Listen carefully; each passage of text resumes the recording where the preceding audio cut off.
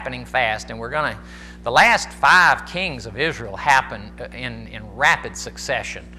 We are down to, let's see, there we are. We're down to, I guess that's Shalom, or some such variation of that name. By the way, when you see these markers on the side here, those are kings whose sons take over. Like, for example, Yehu's son Jehoahaz, his son Jehoash, his son Jeroboam II, and his son Zechariah are all in the lineage of Yehu. So you can tell when the lineage, they're called dynasties, the families taking over. So Zimri here, became king after Elah and is not related to any of these previous kings. Shalom down here is not related to Yehu's family at all. And if you remember, God told Yehu, because of all the good things that he was doing for God, even though he was not a good person, he says, I will let your family rule for 4 more generations. And sure enough, 1, 2, 3, 4 generations after Yehu, his sons and grandsons and great-grandsons, and I guess it'd be great-great-grandson, ruled in Israel as a reward to Yehu for doing some things that God had asked him to do. We are down to Shalom, and these guys are the last 5 kings. Shalom, Menahem, Pekahiah, I guess is how that's pronounced, and then Pekah, and then Hosea, not the Hosea we know, but Hosea the king, are the last 5 kings of Israel. But we have quite a few more left. We're going to be about, while Shalom is coming in 748, Joram right here in Judah has just also come in 749, a year before that. So we're in this region right here on them, and we're in this region right here on these guys. And they're about to go out of the picture here pretty quick in about 721. And if you look down here, Judah continues to be a sovereign nation until about 586. So they go another 100 and some odd years after that. You will notice that I've marked the good kings in yellow here, and we had this dynasty of, by the way, you notice there are no dynastic brackets. Like you see these dynastic brackets over here on Israel, there are no dynastic brackets over here. There's a reason for that. They are all in the lineage of David. So it was one dynasty. Over here you had a lot of changes of dynasty in Israel. Different families would murder the current king and take over the kingship. In this case, people got murdered, obviously, but it stayed in the Davidic dynasty the whole time. It never actually left that. And we're going to be getting down, hopefully today, I don't know if it'll happen, but we come down to Hezekiah, and he is possibly, he's in the top 3 of the greatest kings of Israel ever. He's right in there with David and Solomon, and maybe even better than them in some ways.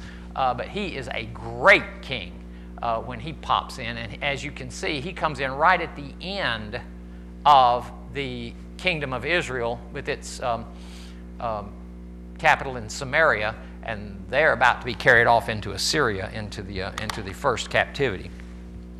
There are also quite a few, the 12 prophets that we have books for at the end of the Old Testament. All of those 12 prophets are doing their thing during this cycle of 1st and 2nd Kings, of these kings. In fact, at some point, Isaiah is going to come up here pretty soon, and we're actually going to have a quotation of a very long poetic prophecy that he makes concerning what's going on. So, in fact, he was a prophet to the kingdom of Israel, the bad guys on this side. Isaiah was. I'm sorry, wrong side. He was prophet to Judah, pardon me. We had Elijah, Micaiah, Elisha, Jonah, Amos, and Hosea over on the Israel side over here, the ones that went off a lot sooner. And then on the Judah side, we had Joel, Isaiah, Micah, Nahum, Habakkuk, Zephaniah, Daniel, Ezekiel, and Jeremiah. So we got a lot of prophets on that side. And most of them occurred toward the end, the vast majority. So Shallum is about to take over for Zechariah in the kingdom of Israel. We are in, where are we? What chapter are we in? 2 Kings. Naturally, I went in the wrong direction, but I can't back up. Okay, we're in 2 Kings 15, verse 13. And this guy Shallum, the son of Jabesh, says he becomes king in the 39th year of Uzziah, king of Judah. Now remember, I told you that Uzziah is the same guy as, I can't say it, Azariah.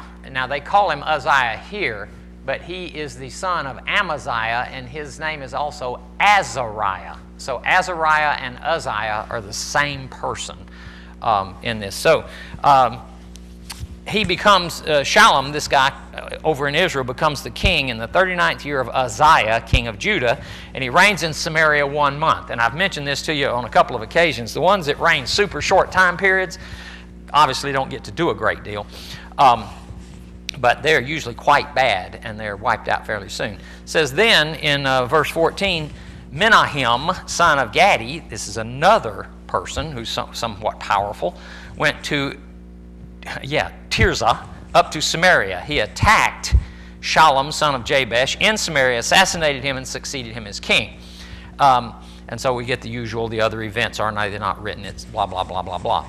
So jumping down at verse 13, it says, at that time Menahem, the guy that has just become king, started out from Tirzah, attacked, I guess that's Tifsa, I love these, or Tifsa, I love these names, and everyone in the city and its vicinity, because they refused to open their gates to him. It says he sacked the place and did a horrible thing. He ripped open all the pregnant women, which is a just filthy thing to do. But again, these are violent, uncivilized people at this time. We see this same kind of thing in certain parts of the world today. So Menahem becomes king of Israel in the 39th year of Azariah, who is Uzziah, king of Judah. He reigns in Samaria for 10 years, and it says he did evil, which is said of all of the kings of Israel. He did evil in the eyes of Jehovah during his entire reign. That's kind of an interesting phrase. During his entire reign, he did not turn away from the sins of Jeroboam, the son of Nebat, which we've heard over and over and over again, which he had caused Israel to commit. Then Pul, king of Assyria, invades the land, and Menahem gives him 1,000 talents of silver to gain his support and strengthen his own hold on the kingdom. In other words, he buys him off, the king of Assyria. But this is the beginning of the Assyrian takeover of the northern kingdom. But he buys him off momentarily, and it says he exacted this money, the king of Israel, from Israel. Every wealthy person had to contribute 50 shekels of silver to be given to the king of Assyria. And if you take the amount that he took, 1,000 talents, well, I don't know how many that would be. I didn't look up the difference between shekels and talents, but it would be a lot of people that were given to the king of Assyria the money. So the king of Assyria pulls out, goes home, and doesn't bother them for a while. Then our king Menahem dies, and Pekahiah, his son, succeeds him. So we have one of these short dynasties here with two. The Menahem, that one doesn't even have the H in it. Menahem, maybe the H is silent. His son takes over. Pekahiah takes over. So we have a two-king dynasty there going. So Pekahiah is a very bad king. In the 50th year of Azariah, that would be Uzziah up there, who ruled for, I think it was 52 years. So he takes over toward the end of Azariah, Uzziah. I can never keep it straight. Yes. So Pekahiah takes over, becomes king in Samaria, and he reigns for 2 years. Again, that's not very long. He does evil in the eyes of Jehovah. He didn't turn away. his chief officers, one of his chief officers, another guy named Pekah, which would be the same name as Pekahiah's father, conspires against him. He takes 50 men. They go in and they assassinate Pekahiah along with several other people in the citadel of the royal palace. So this new guy, Pekah, kills Pekahiah and becomes king. I think I said they had the same name. He's just got a shorter name than Pekahiah. So he dies. And so short. Pekah, king of Israel, comes in the last year of Azariah/Uzziah, becomes king, and he reigns for 20 years. So he gets to do quite a bit of damage. He does evil, and during that time, down in verse 29, this king, he's got a hyphenated name, Tiglath-Pileser, I guess, or something like that. King of Assyria comes and takes several cities that the northern kingdom have. He takes Gilead and Galilee, which we recognize, along with the land of Naphtali, which was a tribe, and deports the people to Assyria. So this is one of the first carryings off. Then Hosea, son of Elah, conspires against Pekah, the other guy, attacks and assassinates him, succeeds him as king. Now, this Hosea is the last king of Israel, as you can see up there. Or is he? Yes, he's the last king of Israel. And so he takes over, and we are about to jump back to Jotham, which is a good king in Judah. Remember last week, we mentioned a couple of times, maybe for a short period, that God quite often uses bad people to accomplish good things. And certainly, almost invariably, the people who accomplish good things for God are seriously flawed. I mean, Moses had some serious character flaws and issues. David had some serious character flaws and issues.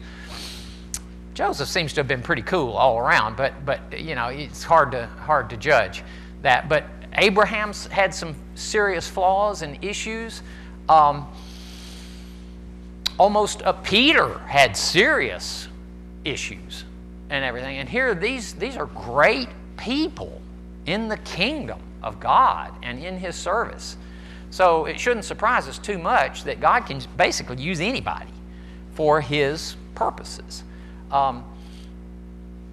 Who knows, you know, what He might do through a certain person. Even the worst people sometimes do something pretty good. An odd, but and I guess it's not quite as significant today since the Volkswagen company's kind of in trouble, but Hitler invented the Volkswagen. Single-handedly invented the Volkswagen. And people go, what? Yeah. He wanted, it's the people's car. That's what that means. We used to say Volkswagen, now it's Volkswagen. But it is the people's car. And he basically designed that car. He was an artist, if you didn't know. And he handed it to, of all people, Mr. Porsche, whom you've heard of, who makes the Porsche cars. And Mr. Porsche put it into production. So the Volkswagen, designed by Hitler and put into production by Porsche. It's not exactly a godly thing, but it's surprising that somebody as crazy as Hitler could come up with something that cool, you know. So, again, I don't think that was God at work necessarily, but it is an example of a really crazy person coming up with something fairly cool.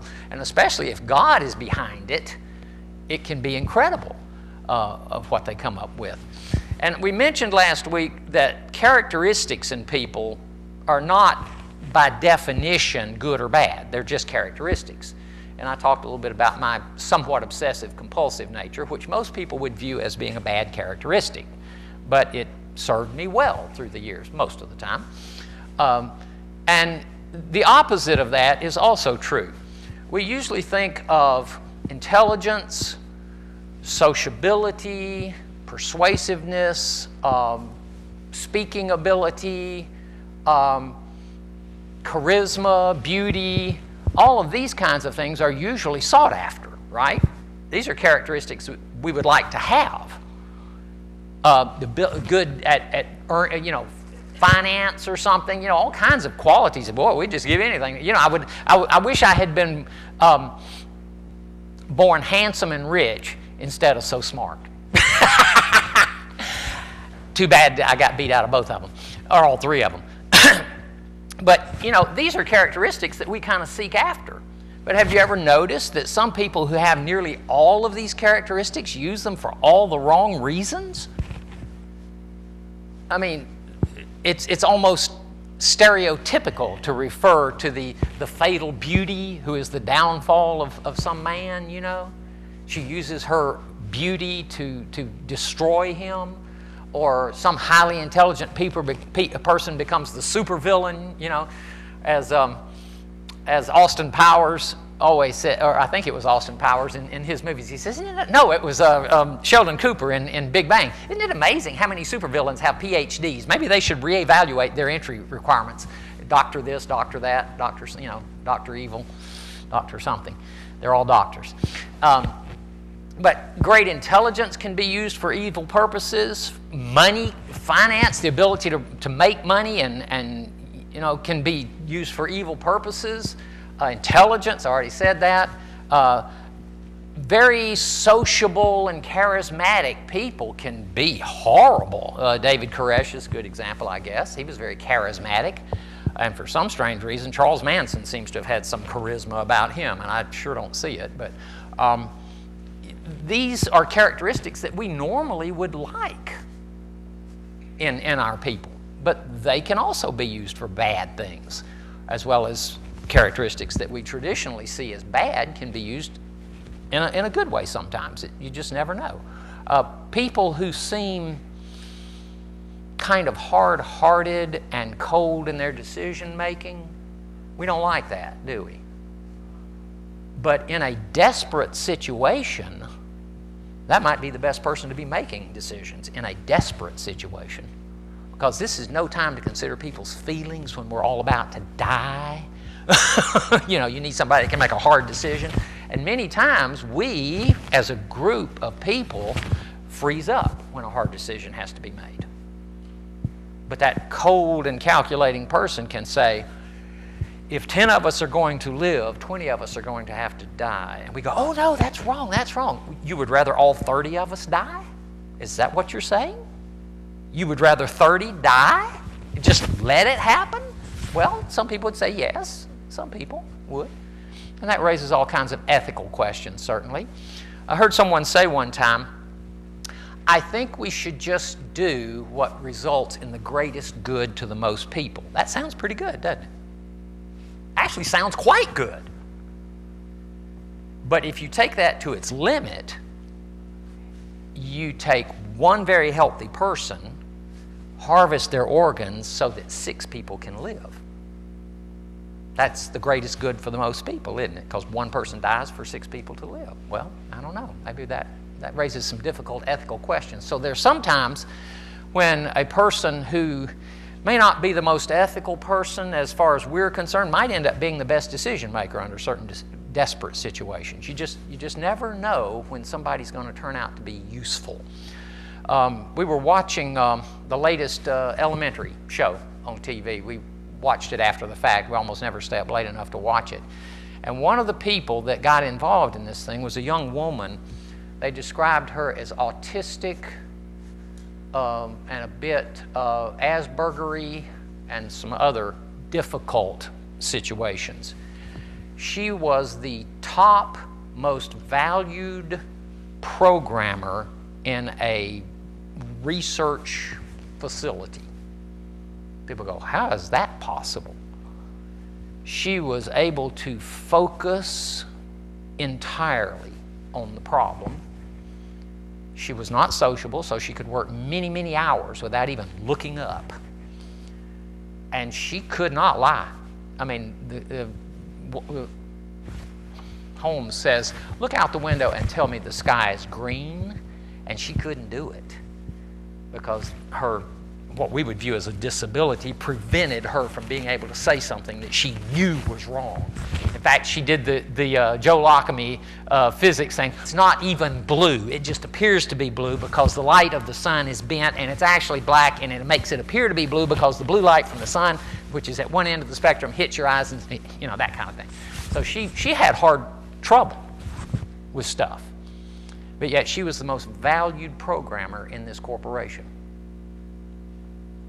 So, I hate to keep sawing on this old dead tree, but don't look at your and other people's characteristics as necessarily bad. They may be bad sometimes, and some of their good characteristics may be bad at other times.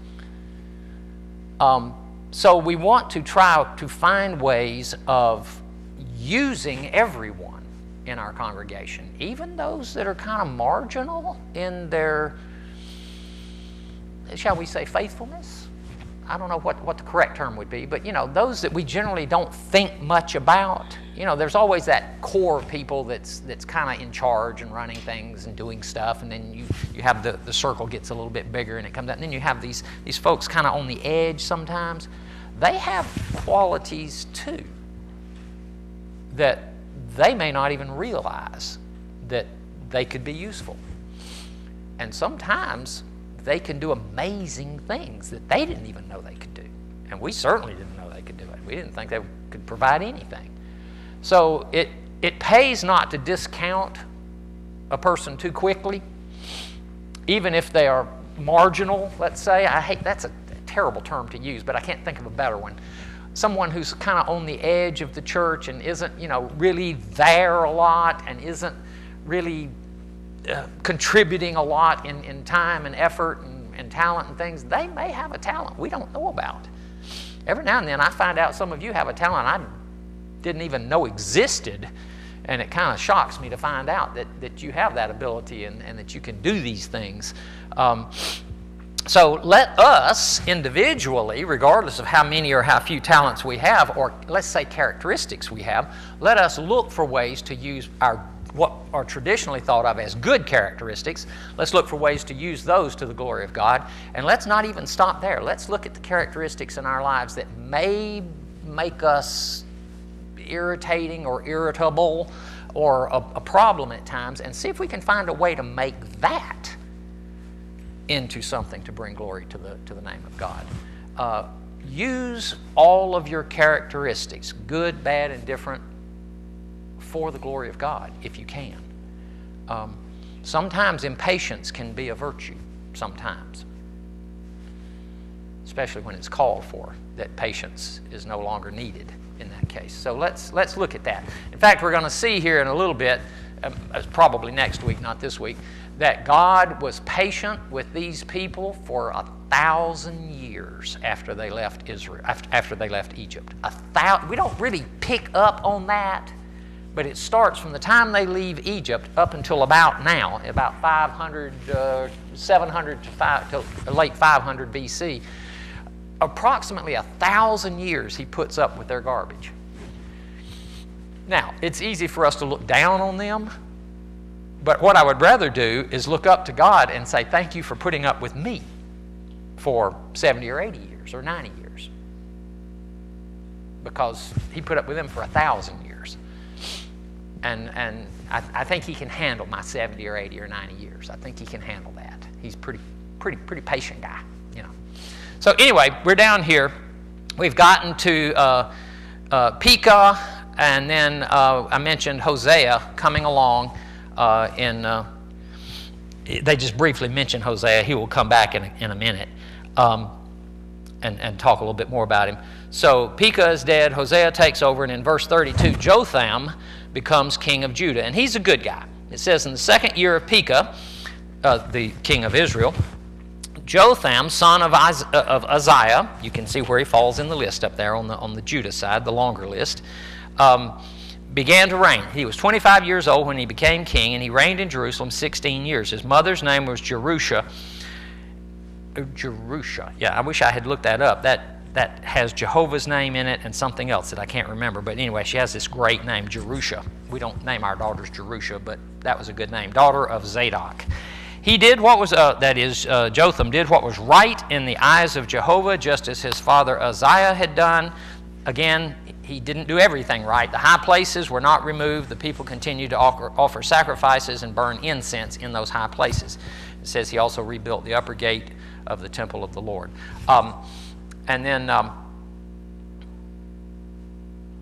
So the king of Aram, if you look in verses 36 through about 38, king of Aram starts, this is Syria, basically, starts harassing the people again, and then Ahaz, the son of Jotham, takes over as king of Judah. Now Ahaz was a bad guy. We're in chapter 16.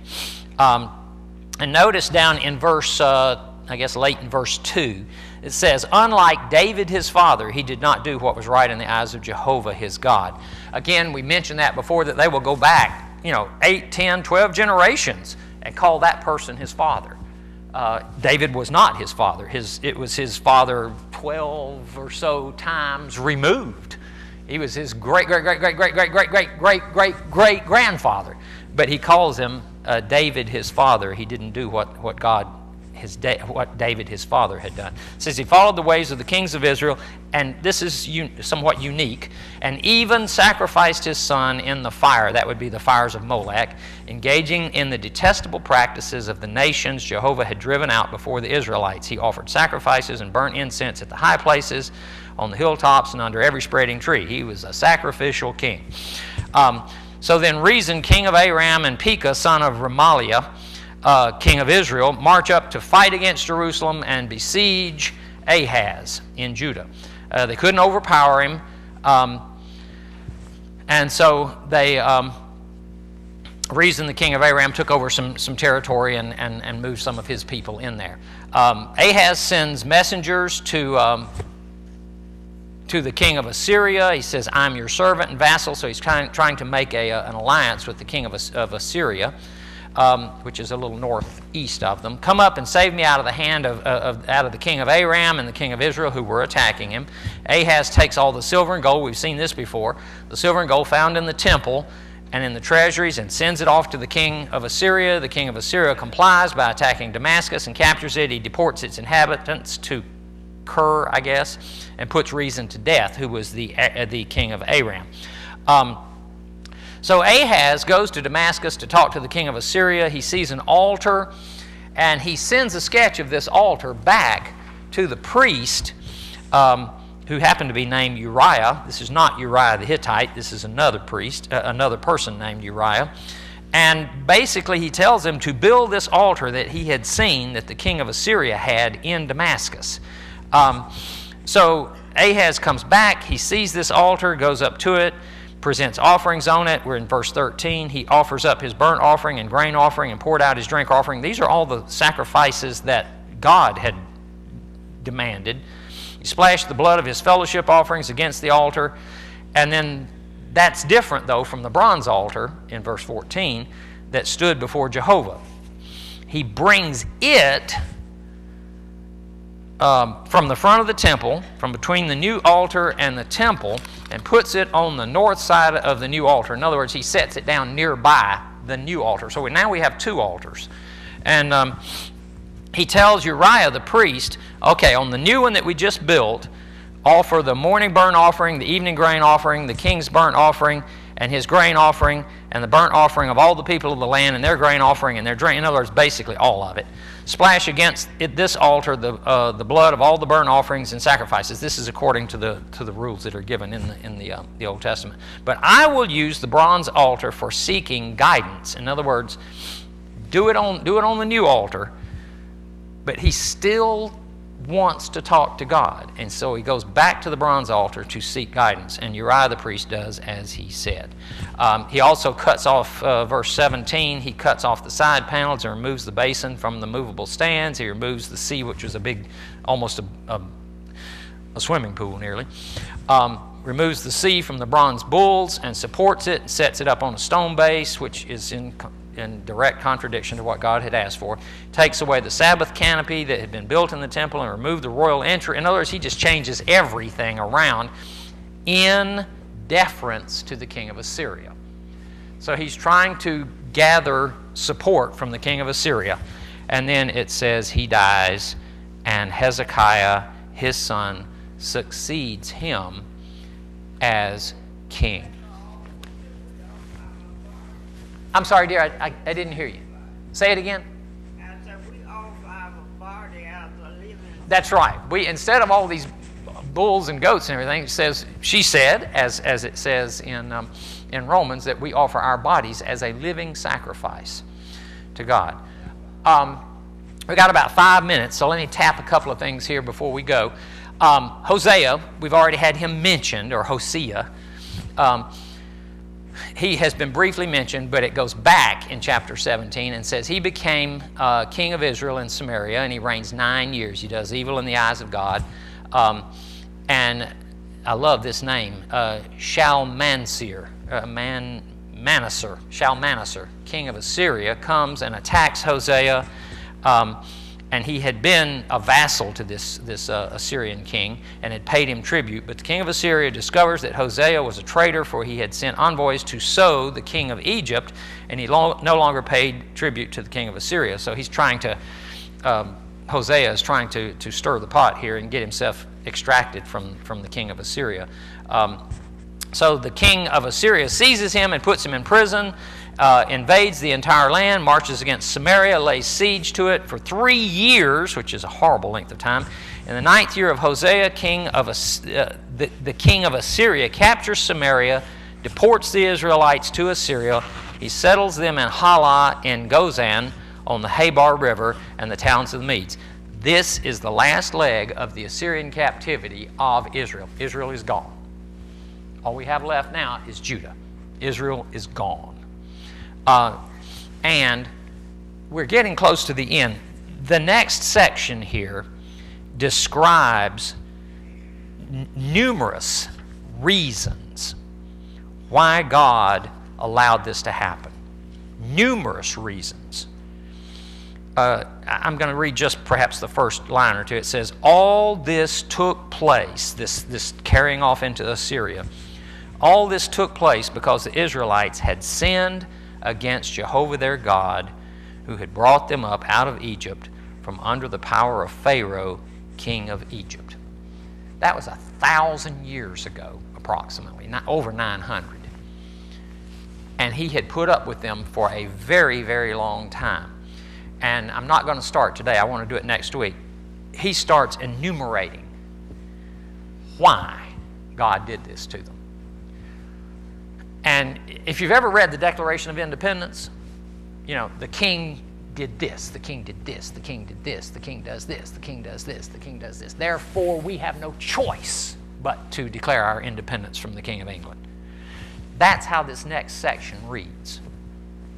They did this, they did this, they did this, they did this, they did this, they did this, they did this, they did this. Therefore, I have no choice. I have to banish them from my presence, which he does. God is very long-suffering, way longer than we are. He does have a limit as to how long he will put up with us. But that limit is very, very long. We don't need to test that.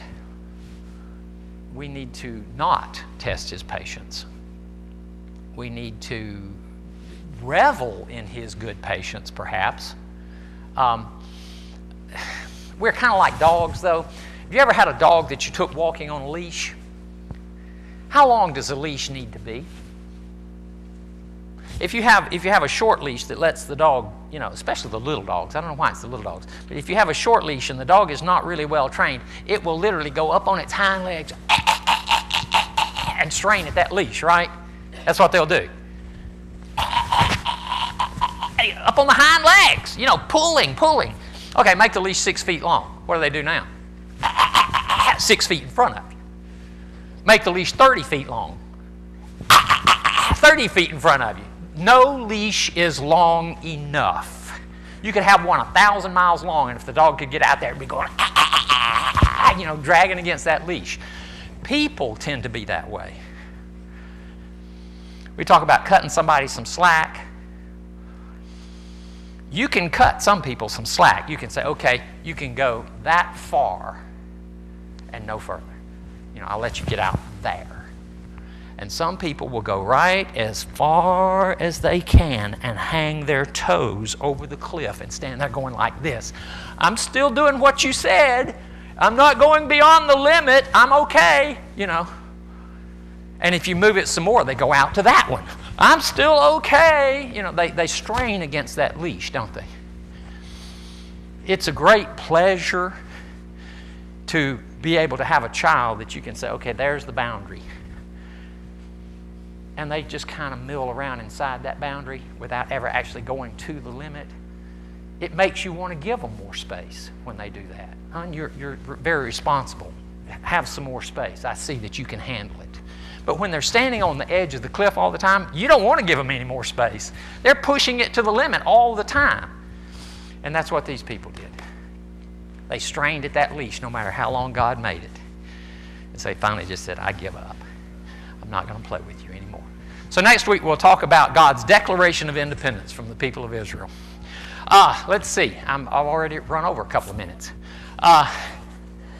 May God grant you great expanse in which to operate, and may you do it in a responsible and righteous way so that you bring great glory to His name as you do His will. Through Christ our Lord. Amen.